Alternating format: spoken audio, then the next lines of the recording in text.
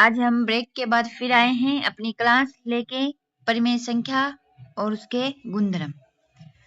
पहला गुणधर्म समर्थ गुणधर्म था जो हम पढ़ चुके हैं। आज हम इस दूसरी क्लास में हम अपना दूसरा नियम साहचर्यता वाला पढ़ेंगे।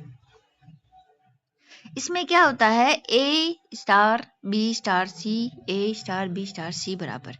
इसमें प्लस दो संख्याओं के कोष्टक और बराबर के उधर पर दो संख्याओं का कोष्टक। इसका इनका तुम समझ चुके हो।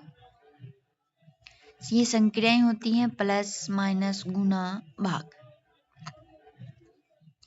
अब मैंने कोई परिमेय संख्या ले ली, 1/2 ले लिया, 3/2 ले ली, 5/2 ले लिया। अब मैंने क्या किया है, 3/2 और 5/2 को कोष्टक में लिया है, बराबर में 1/2 प्लस 3/2 प्लस 5/2, जैसा कि आपको इस स्क्रीन पर दिख रहा होगा। अब हम क्या करते हैं, हम जानते हैं कि सबसे पहले हमें ब्रैकेट को सरल करना चाहिए और हम एक नियम जानते हैं BODMAS, बोडामास नियम। पहले ब्रैकेट, फिर डिवाइड, फिर मल्टीप्लिकेशन, एडिशन, सब्सट्रैक्शन। तो 2 और 3 5 8/2 ये जोड़ना आपको आता होगा। 2 4 प्लस 5/2। हम दोनों तरफ देख रहे हैं, हर समान है तो 2 हो गए, 1 और 8 कितने हो गए 9, हर समान है तो 2 लिख दिया, 4 और 5 कितने हो गए 9। ये दोनों क्या आ रहे हैं, बराबर है। इससे हम क्या कह सकते हैं कि प्लस के लिए साहचर्य नियम में लगता है। अब माइनस के लिए देखते हैं। माइनस वही पहले कोष्टक लगाया, लास्ट दो संख्याओं के कोष्टक लगाया। हम जानते हैं 1 - 3, 1 - 3 हो गया, ये 3 - 5 हो गया। 1 में से 3 गए तो क्या बचेगा, माइनस का 2। बड़ी संख्या किसकी है, माइनस की है, तो ये क्या आएगा, माइनस आएगा। बराबर में 1/2 माइनस माइनस 2/2। यहाँ से क्या आएगा, माइनस का 2 माइनस का 5। माइनस माइनस किस में हो गए, प्लस में हो गए। ये माइनस का 2 माइनस का 7 आएगा, यहाँ पे कितना आएगा, 7 आएगा। तो -7/2 और 3/2 बराबर है, ये नहीं है। तो हम क्या कहेंगे कि व्यकलन यानी कि माइनस के लिए साहचर्य नियम नहीं लगता है। 1/2 गुना 3/2 गुना 5/2, 3/2 गुना 5/2। अंश को अंश से गुना किया, हर को हर से गुना किया, 3/4, 5/2, 1/2, 3 को 5 से गुना किया 15, 2 को 2 से गुना किया 4, ये भी 3 5 15 8 और ये भी 15 8। ये है बराबर आ रहे हैं, मतलब हम क्या कहेंगे कि गुणा के लिए साहचर्य नियम में लगता है। ऐसा ही हमको भाग के लिए करते हैं, आपको स्क्रीन पर स्पष्ट रूप से दिखाई दे रहा होगा। तो भाग के लिए क्या हुआ, ये बराबर नहीं आए हैं, मतलब भाग के लिए नहीं लगता है। तो हम क्या कहेंगे, हम कह सकते हैं कि परिमेय संख्याओं में साहचर्य गुणधर्म योग के लिए और गुणन के लिए लगता है। और इसकी पहचान क्या होती है, इस गुणधर्म की 3 संख्याएं होंगी, पहले 2 में कोष्टक, लास्ट 2 में कोष्टक। फिर हमारा तीसरा नियम आता है क्रम विनिमयता का नियम। क्रम विनिमयता, कोई दो संख्या है, उसके बीच में कोई भी संख्या लगी, प्लस ले लो, माइनस ले लो, गुना ले लो, भाग ले लो। अब क्या किया हमने, b को a की जगह लेके आए और a को b की जगह लेके गए, यानी कि इन दोनों संख्याओं का क्रम हमने बदल दिया। देखो a की जगह b आ गया है, b की जगह a। तो इस प्रकार से कोई भी आपको संख्या दिखाई दे रही है तो उसमें कौन सा नियम है, अपना क्रम विनिमय नियम है। अब हम एग्जाम्पल से इस प्रश्नों को समझेंगे। 1/2 प्लस 4/2, यानी कि 4/2 को 1/2 की जगह ले आई और 4/2 की जगह 1/2 को जोड़ा तो 5/2 5/2 आ रहा है। अब मैंने बीच में किसका चिन्ह लगा दिया, माइनस का लगा दिया। तो बड़ी संख्या 4 है, माइनस की बड़ी है, तो चिन्ह आया माइनस का 3/2 और यहाँ पे 3/2, ये नहीं है। 1/2 4, 4/4 4/4, ये भी है। 1/2 गुना, अब ये चीज क्या बताते हैं, देखो ये हमने यहाँ पे क्या किया है, 1/2 भाग नहीं कर सकते, हमने भाग की जगह क्या कर दिया, गुणा कर दिया।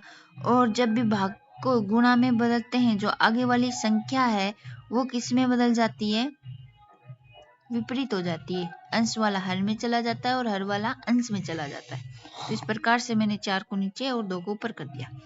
ऐसे इसी में हो जाएगा 4/2, भाग की जगह गुना तो आगे वाली संख्या विलोम उल्टी 2 ऊपर और 1 नीचे, तो ये 2/8 और ये 8/2 ये बराबर नहीं है। तो यहाँ से भी हमें क्या समझ में आ रहा है कि क्रम विनिमय गुणधर्म भी योग के लिए और गुणन के लिए लगता है। तो इस प्रकार से हमने 3 नियम पढ़ लिए हैं। अब आपको एक प्रश्न आपका कैसा आता है कि सीधा सीधा है, ऑप्शनल प्रश्न आता है कि निम्न में से योगात्मक तत्समक कौन सा है, निम्न में से गुणात्मक तत्समक कौन सा है। तो ये चीज आपको याद करनी है। योगात्मक तत्समक होता है 0, 0 और गुणात्मक तत्समक होता है 1। तो आइए इसी के साथ हम अगले गुणधर्म में पढ़ते हैं, तत्समक गुणधर्म और प्रतिलोम। तत्समक गुणधर्म 2 प्रकार की, योगात्मक तत्समक और गुणात्मक तत्समक। योगात्मक तत्समक कौन सा होता है 0 और गुणात्मक तत्समक होता है 1। इनकी पहचान कैसे होगी कि हमें प्रश्न दे दिया जाए, किसी भी प्रकार के एग्जाम्पल दे दिया जाए, हम उसमें किस प्रकार से पहचान करेंगे कि इसमें ये नियम लगा, इसमें ये गुणधर्म लगा।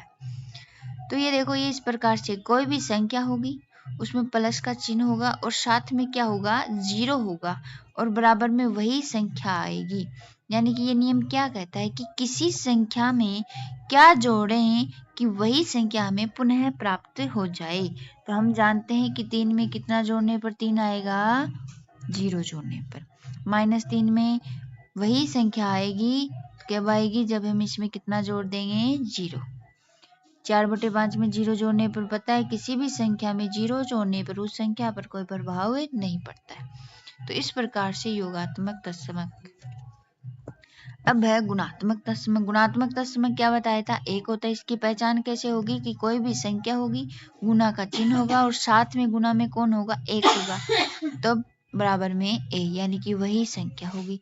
तो ये क्या कहती है कि किसी संख्या को किससे गुना किया जाए कि वही संख्या आ जाए। अब आप बताओ 4 को किससे गुना करें कि 4 आ जाए, 0 से गुना करेंगे तो 0 आएगा, तो यहाँ पे क्या आएगा 1। 2 से गुना करेंगे तो 8 आएगा। -3 को किससे गुना करेंगे, 1 से गुना करेंगे। 2 को किससे गुना करने पर 2 आता है, 1 से गुना करने पर। तो ये क्या होता है गुणात्मक तत्समक।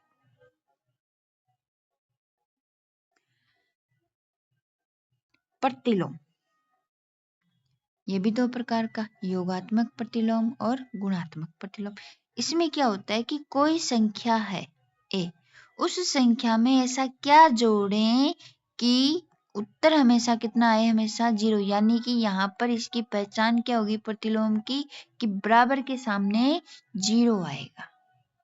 ये क्या कहता है कि किसी संख्या में कितना जोड़ें कि 0 आ जाए, ये इसकी पहचान है, बराबर में 0 आना। अब बताओ 3 में कितना जोड़ें कि 0 आ जाए। 1 जोड़ेंगे तो 4 आएगा, 2 जोड़ेंगे तो 5 आएगा, तो क्या जोड़ें, 0 जोड़ेंगे तो 3 आएगा, क्या जोड़ें बताओ। तो इसमें हम जोड़ेंगे -3। तो कैसे देखो, 3 प्लस माइनस हो गए गुना, तो -3, 3 में से 3 गए 0। -4 है, इसमें कितना जोड़ें, 1 जोड़ेंगे तो -3 आएगा, 2 जोड़ेंगे तो -2 आएगा, तो इसमें कितना जोड़ेंगे 4 प्लस का 4। 3/2 है तो इसमें कितना जोड़ें, -3/2 और -1/2, तो इसमें कितना जोड़ेंगे 1/2। तो इस प्रकार के प्रश्न में आपके पास प्रश्न पूछा जा सकता है कि किसी भी संख्या का योज्य प्रतिलोम कितना होगा, योज्य प्रतिलोम कितना होगा। अब इसका सीधा सीधा आंसर है कि आपसे पूछा, माना कि वह संख्या है a, तो a का योज्य प्रतिलोम हमेशा -a होता है। मतलब कि कोई भी संख्या है उस संख्या को वैसा रहने दो और उसके आगे उसका चिन्ह परिवर्तन कर दो। अब कोई पूछ लेगा -a का योज्य प्रतिलोम क्या होगा, तो -a का योज्य प्रतिलोम हो जाएगा प्लस का a। क्या किया है, संख्या नहीं बदली है, केवल चिन्ह बदले हैं, किसमें, योज्य प्रतिलोम में। ये देखो 3 चिन्ह बदल गया -3, -4 चिन्ह बदल गया +4, 3/2 चिन्ह बदल गया -3/2, -1/2 चिन्ह बदल गया प्लस का 1/2। तो इस प्रकार से आपकी परीक्षा में प्रश्न पूछा जा सकता है कि किसी संख्या का योज्य प्रतिलोम क्या होगा। अब आपके लिए एक छोटा सा क्वेश्चन है, आप बताइए -2/-1 का योज्य प्रतिलोम बता के कमेंट में छोड़ दीजिए। अब आता है गुणात्मक प्रतिलोम। गुणात्मक प्रतिलोम क्या है कि किसी संख्या को किससे गुणा किया जाए कि एक आ जाए। एक क्या होता है अपना गुणात्मक तत्समक होता है अपना। तो इसमें क्या है गुणा करना है, गुणा करके हमें उत्तर कितना लाना है 1 लाना है। तो आओ अभी 3 को किससे गुणा एक करेंगे 1 आ जाएगा, 1 से गुणा करेंगे तो 3 आएगा, 2 से गुणा करेंगे तो 6 आ जाएगा। तो 1/3 कैसे देखो 3 गुना 1/3 भिन्न बना लिया, 3 से 3 कट गया, 1 1 तो 1 आ गया। -4 के लिए 1/-4 आ जाएगा। 3/2 के लिए क्या आ जाएगा 2/3 आ जाएगा। -1/2 के लिए कितना हो जाएगा -2/1। तो इसमें किस प्रकार का प्रश्न पूछा जाएगा किसी संख्या का आपको पूछा जाएगा गुणन प्रतिलोम पूछा जाएगा। इसकी कैसे करोगे आप a का गुणन प्रतिलोम। तो जब भी आप कोई संख्या होगी गुणन प्रतिलोम पूछा, आपको उस संख्या का चिन्ह बिल्कुल नहीं बदलना है, आपको उस संख्या को उल्टा कर देना, विपरीत कर देना है। प्रतिलोम ये आ गया इसका गुणन प्रतिलोम। -a है तो -a का गुणन प्रतिलोम हो जाएगा 1/-a। समझने के लिए ये देखो 3 है, हमारे पास क्या था 3 है तो 3 का 3/1 हो गया, ये हमारे पास है तो इसका विपरीत क्या होगी 1/3। यहाँ पे क्या था हमारे पास -4 था, इसका विपरीत क्या हो गया 1/-4। यहाँ पे 3/2 था, इसका विपरीत क्या हो गया 2 ऊपर चला गया 3 नीचे आ गया। यहाँ पे -1/2 था, इसमें क्या किया माइनस, चिन्ह नहीं बदला है, प्लस तो प्लस है, माइनस है तो माइनस है, प्लस है तो प्लस है, माइनस है तो माइनस है, 1 नीचे 2 ऊपर। इस प्रकार से हमें गुणन प्रतिलोम पूछा जाएगा। इसके लिए भी आपके पास आप इसी प्रश्न का -2/-1 का गुणन प्रतिलोम कमेंट करो।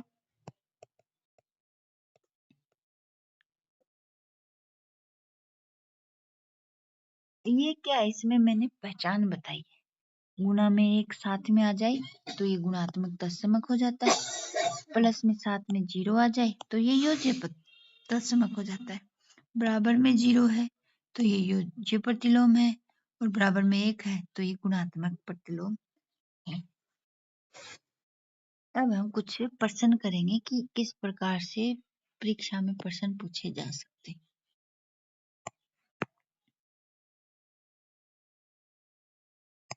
चलिए एग्जाम्पल करते हैं। पहला प्रश्न है कि 3/4 ले लिया गुना माइनस का 2/4 ले लिया और उत्तर दिया हुआ हमें कुछ भी माइनस का 6/16। तो पूछ लिया जाएगा इसमें कौन सा गुणधर्म है। दूसरा प्रश्न है अपना 1/2 प्लस 3/2 माइनस का 4/5 1/2 प्लस 3/2 प्लस 4/5। इस प्रकार से हमारे पास एक प्रश्न है, इसमें गुणधर्म बताना है। तीसरा प्रश्न हमें से क्या कर सकता है माइनस का 3/2 प्लस का 3/2 इक्वल टू 0। चौथा हमसे ये कर सकता है कि 4/5 गुना 1 बराबर में 4/5। पांचवा हमसे क्या कह सकता है 3/6 माइनस का 6 गुना माइनस का 6/3 बराबर में 1 आ गया। एक हमसे ये पूछा जा सकता है कि माइनस का 4/5 प्लस में 0 बराबर माइनस का 4/5। एक और ये आ सकता है 7 नंबर कि 1/2 गुना 3/2 बराबर में 3/2 गुना 1/2। एक और ये आ सकता है कि 4/5 गुना माइनस का 3/6 बराबर में माइनस का 3/6 गुना 4/5। तो हम एक एक करके सभी गुणधर्म को समझते हैं। देखो ये क्या कर रहा है, हमें ये पहचानना है कि ये क्या हो रहा है, क्या इसमें कहीं 0 है, क्या कहीं इसमें 1 है, क्या कहीं इसमें क्रम बदल रहा है, इस संख्या को इधर लाया जा रहा है, क्या इस संख्या को इधर लाया जा रहा है? नहीं। क्या इसमें 3 संख्याएं हैं? नहीं, इसमें तो 2 ही संख्या है, तो साहचर्य भी नहीं लगेगा। क्रम नहीं बदल रहा है तो क्रम में भी नहीं लगेगा।